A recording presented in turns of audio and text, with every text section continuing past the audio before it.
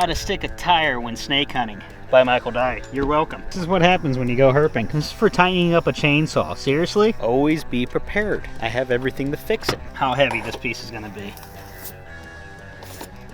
Are you serious? Look at that. Okay. Probably gonna have to stick more than one in there. So that's just one. Get it down pretty deep. I'm gonna stick more than one in here.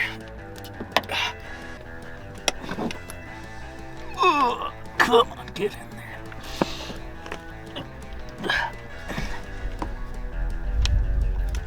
Maybe it only needed one, but two is better than one, right?